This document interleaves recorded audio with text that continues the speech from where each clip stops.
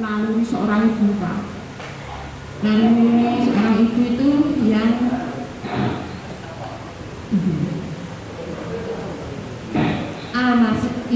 dengan Pak ayat berapa? Ayat 75. 75. Iya. Itu Isa Al-Masih itu kan putranya Maria. Iya. Nah, yang menjadi pertanyaan itu ketika Isa Al-Masih kan diangkat sama Allah ke surga gitu, atau diangkat Allah ditempatkan tersendiri sebelum hari akhir. Ini yang menjadi pertanyaannya itu ibunya Maryam itu terus kemana ya Pak ya? Ini iya, ini menjadi pertanyaan saya ini baru aja ketemu seperti itu. Jadi ini setelah kalau waktu hamilnya terus dia berdiam diri untuk makan buah kurma dengan seperti itu ada ceritanya. Dan ini setelah Isa Al-Masih diangkat ke surga itu kok ibunya itu saya sendiri belum menemukan ceritanya. Terus gimana itu Pak? Terima kasih. Wassalamualaikum warahmatullahi wabarakatuh. Ya, semoga berguna.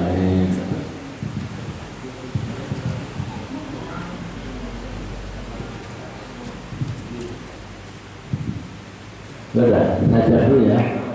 Bismillahirrahmanirrahim. Wa taqulu lima yutau bisabili amwata ba'ahi walaki atas murun. Dalam Al-Baqarah berapa 155 berapa itu ya? Jangan kau kira orang-orang yang mujahid, orang yang beriman, bertakwa, selalu berdakwah di jalan Allah itu mati hidup lagi mereka. Hidup lagi. Jasanya ada di alam kubur, jasanya. Ada di makam jasanya. Tapi ruhnya tadi saya katakan depan, ruhnya orang-orang bertakwa, beriman itu bisa melalang buana. Bisa bersilaturahmi dengan ruh sesama muslim. Itu karena Allah memberi hak veto, ya. Ketika Isa diangkat ke surga, ya, yang diangkat itu sebenarnya ruhnya, jasanya sudah Allah tahu di mana kita nggak tahu. Tapi ruhnya, sehingga dalam Al-55 salah itu ya itu gimana atau Habib apa enggak? Mukmin 55 salah ya, saya pernah baca bahwa ruhnya Isa dan ibunya berkumpul di dataran tinggi yang indah sekali, gitu kan? Berkumpul mereka sama ibunya. Ruhnya yang dimaksud itu, bukan jasadnya, ya. Karena kita belum kiamat. Ruhnya yang berkumpul, jasadnya nanti ketika trompet pertama ditiup, baru semua jasad kembali dengan ruh, kumpul di yang pada masar. Sekarang itu ruhnya. Ruh kita bisa masuk surga, keliling surga. Allah izinkan itu orang-orang yang warna hijau tua, ya, baca di Waqiah Ar-Rahmatu ada hijau tua. Itu ruh-ruhnya orang mukmin berterbangan dari sana sini di surga. Ya, indah sekali kan? Ya, nggak meninggal tuh di dunia, tapi ruhnya Allah hidupkan kembali, tidak dikerangkan sebagai orang-orang murtad, orang-orang kafir, ya. Maka kita yang meninggal yang husnul khotimah agar roh kita pun bisa kembali ke ungaran, melihat majelis seperti ini. Bisa itu, Allah boleh izinkan itu, ya.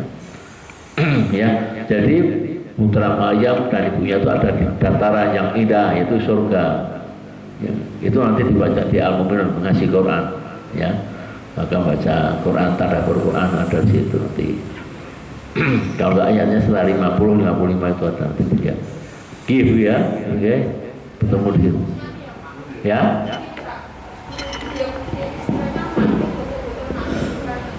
Yang mati jasadnya, karena ini masih alam dunia, ruhnya hidup kembali, ya.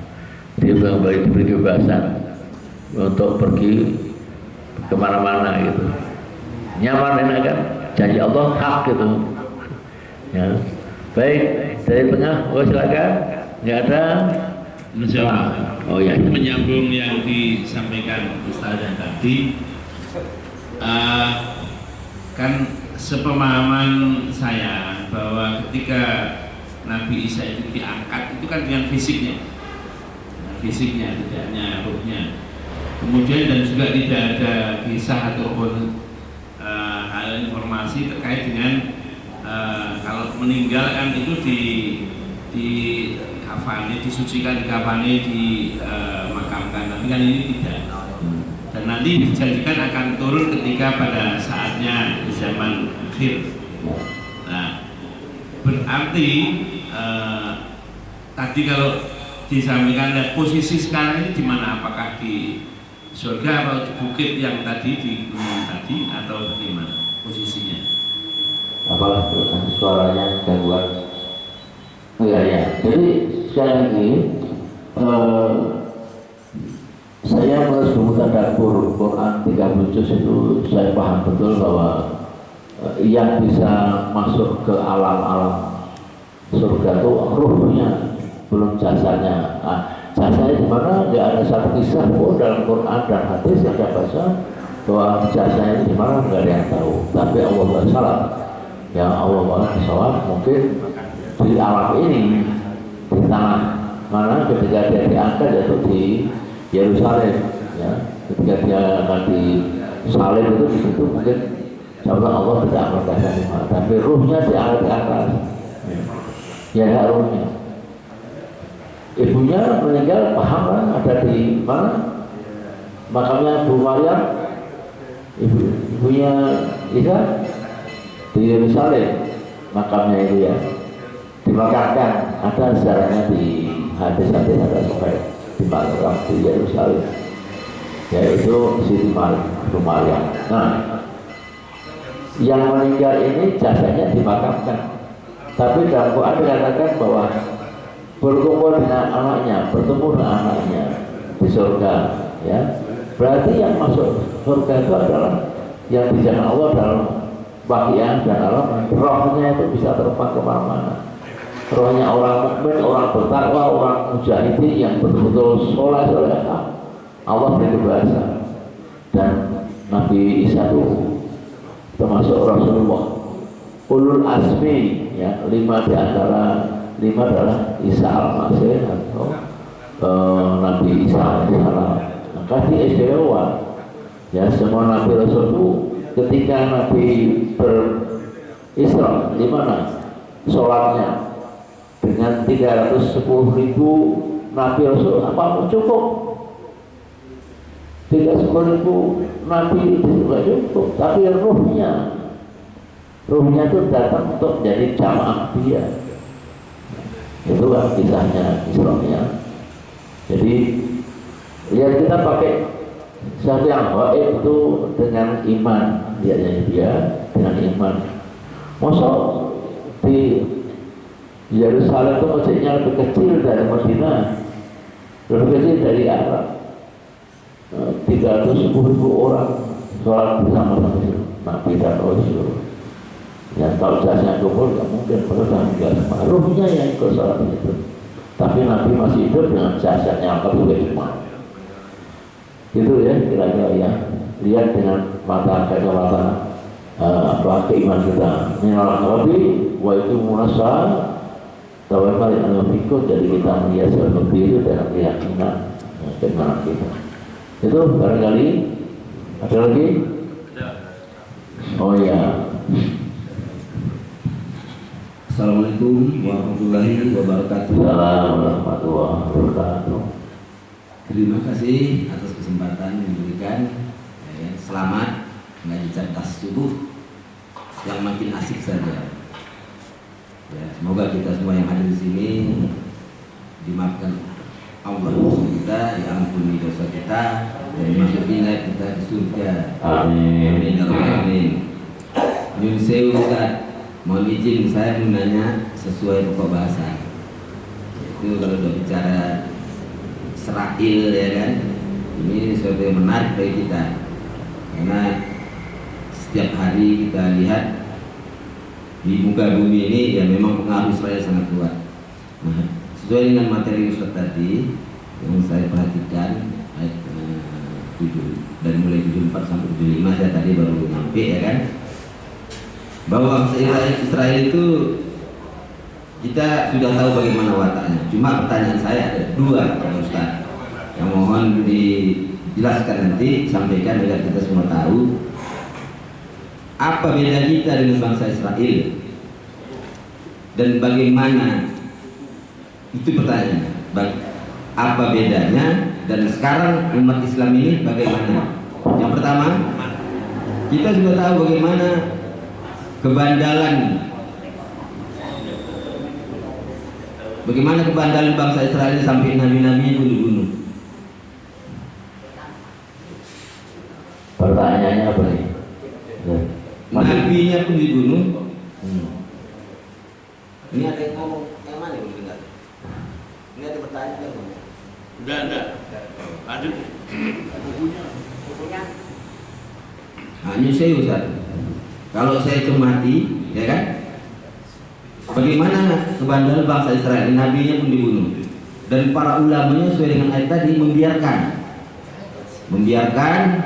apa yang dilakukan oleh masyarakat Israel waktu itu, mau berzina dan sebagainya, melakukan hal-hal yang dilarang Tuhan. Nah, kalau kita tarik ke sekarang, apa beda kita? Makanya pertanyaan saya tadi, apa beda kita dengan bangsa Israel? Kita lihat sendiri, yang mengaku tokoh-tokoh agama ulama kita, yang kalau kita dengar dia membuat statement, kadang-kadang menyedihkan hati, menyayat hati. Boleh korupsi, tapi sesuai dengan syariat. Dulu dia katakan haram, BPJS haram. Begitu dapat pejabat, begitu jadi punya jabatan, boleh tahun-tahun gotong royong, tolong-tolong. Nah, kalau kita lihat apa bedanya? Makanya pertanyaan saya tadi, apa bedanya kita yang sekarang ini dengan bangsa Israel? Tadi kita mau kaji bagaimana bangsa Israel begini, begono. Sekarang pertanyaan tadi, dari awal saya bilang apa bedanya? Kita lihat, apalagi lihat umat Islamnya sekarang, nggak takut meneraka. Negara rohani, artisnya 7 orang yang mengatakan menantang neraka, siap masuk neraka. Ulamanya sama rakyatnya sama saja, ulamanya sama muridnya sama saja. Itu saya, apa bedanya Ustaz? Yang kedua, bagaimana kita ini yang sudah luar biasa, kita tahu kondisi negeri kita, banyak masih para tokoh-tokoh kita, ulama dan sebagainya, jebolan santren pondok S1 sampai S-krim, tapi masih alergi bicara tentang umat, seakan-akan dia tidak mau tahu. Sementara Nabi kita mau mati, mau meninggal, apa yang diingatkan? Sholat, ngaji kau, baca Quran kau banyak-banyak. Umati. Nah, kita bicara umat, dia alergi. Jangan. Seakan-akan masuk surga itu seperti masuk jalan tol.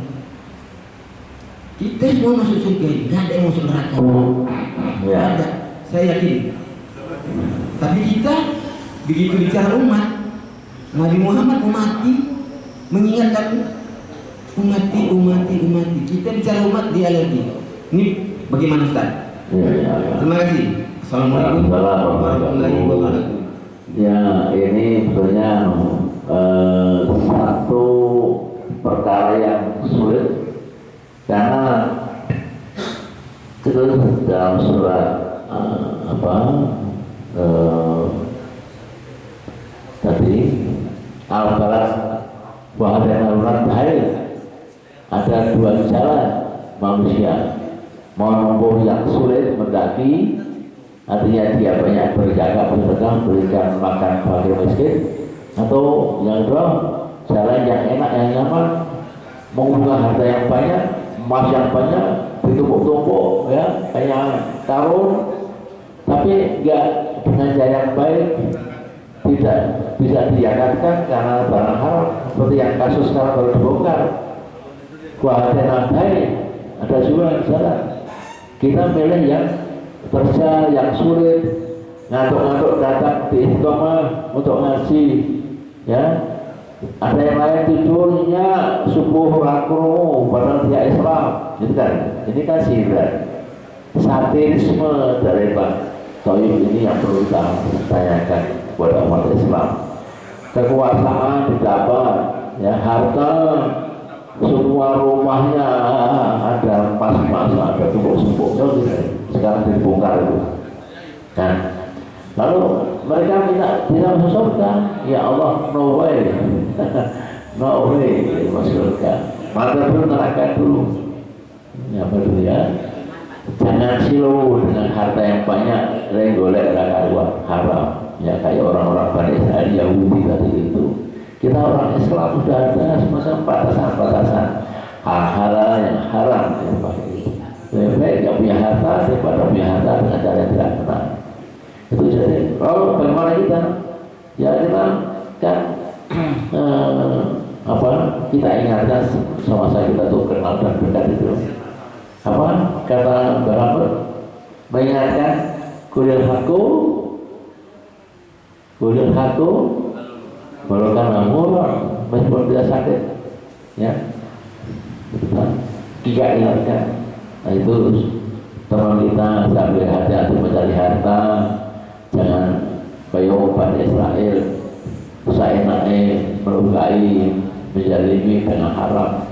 Islam loh kamu itu.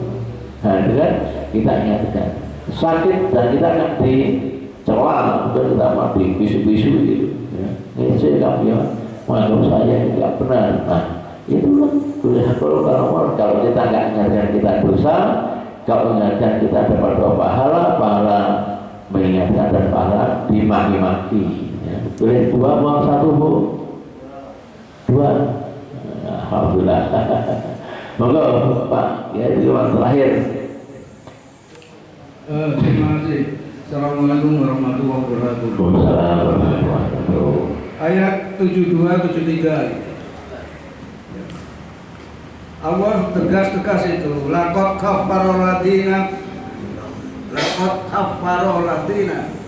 Menggunakan huruf lam dan qad, artinya itu sungguh-sungguh tenanan. Itu ayat 72. Sungguh-sungguh kafir. Pertanyaannya, aplikasi Quran. Seandainya saya mengatakan kepada Romo dan Pendito, kamu kafir, saya melaksanakan Quran, itu terkena pidana atau terkena syarat? Aplikasi Quran. Ini realita ini. Apa sudah menggunakan huruf lam dan qad? Lam dan qad itu sama-sama sungguh-sungguh itu. Ya, saya aplikasi Quran itu. Saya kena pidana atau tidak? Yang kedua, ya, ini aplikasi dan ngerti ya.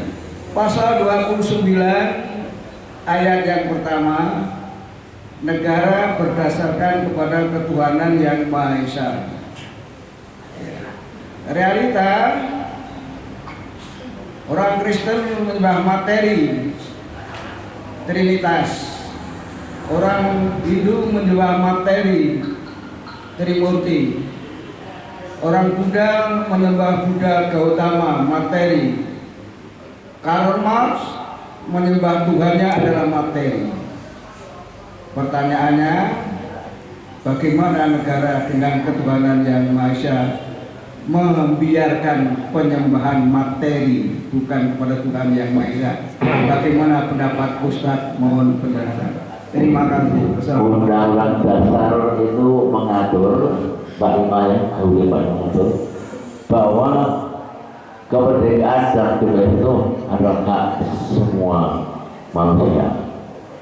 Kalau sudah ditegaskan dalam preambul bahwa Tuhan itu satu, Maha Esa, tapi dia punya Tuhan tiga yang ditegaskan dalam Quran, kamu akan masuk menjadi penghuni neraka. Itu pilihan, kan? Pilihan orang itu mau ke neraka atau mau ke surga, kan? Jadi sekali lagi, meskipun unsur-unsur dalam undang-undang dasar itu sudah syariat, ketuhanan yang unsur syariat, kemanusiaan yang beradil dan beradab itu juga syariat itu, Quran itu, persatuan, ya, itu sudah syariat. Terus kerakyatan jelas umat, ya. Keadilan, adil itu ajaran Islam. Jadi para pencinta pendiri negara itu membuat Pancasila itu dasarnya Quran semuanya itu. Maka nggak ada dua yang tiga atau nggak ada. Tapi karena keyakinan mereka itu, ya itu lakum dinukum waliyatin. Nah gitu ya. Itu yang penting itu kita pahami. Yang kedua, kalau kita anggap penderitaan rohim Tuhan satu, kamu tiga, yaitu terjadi perdebatan nanti. Jadi apologit, nggak pernah ketemu, ya. Yang punya akal ya akhirnya masuk Islam. Banyak apologit Kristen masuk Islam banyak sekali, ya, banyak sekali. Karena dia kalah adu argumen lewat kitab mereka sendiri. Kitabnya yang memukul balik kitabnya sendiri dia. Kitab Injil itu yang memukul balik, bukan Quran. Injil dan Quran. Ya, maka itu apa? Itu masalah muamalah. Ya. Kalau kita punya teman, kemudian dia ngomong, Tuhan mau terus kita naik itu muamalah, udah bukan pertemanan, kemanusiaan itu. Nah, dari Sobuyon kan perlu menang melahirkan daripada satu dikeroyok terus menang terus guyone gitu. Tapi itu kan muamalah gojek dengan teman gitu. Ya kalau serius ya masalah yang perlu gitu Islam. Nah itu kira-kira jadi urusan muamalah, urusan kemanusiaan, Habib Ranas kita saling menjaga toleransi beragama gitu ya. Itu jadi kalau kita berdakwah terus begitu, nah kita akan ditangkap karena menghasut itu, menjebaki. Tapi kalau ini kan forumnya forum Islam semuanya. Ya saya mengingatkan akidah kita, tiga itu salah, yang lain satu. Tapi kalau umum bisa ngomong gitu nanti saya ditangkap polisi. Berkait itu matur bagus sekarang kita coba lagi minggu depan seringan Ustaz Ahmad. Wassalamualaikum warahmatullahi wabarakatuh. Assalamualaikum warahmatullahi wabarakatuh. Jamaah Majelis Subuh Istiqomah Semarang Barat yang dimuliakan Allah dan Nabi. Alhamdulillah kita bisa mendengarkan kajian yang disampaikan Bapak Ibu Asidik. Marilah kita laksanakan dengan hati dan niat kita untuk amalkan dan kita dakwahkan kepada saudara-saudara yang lain. Dan untuk sempurnanya majelis ini tidak menjadikan majelis yang sia-sia, maka majelis ini kita tutup dengan doa kifarat majelis. Subhanakallahumma wa bihamdika asyhadu an la ilaha illa anta astaghfiruka wa atubu ilaik. Assalamualaikum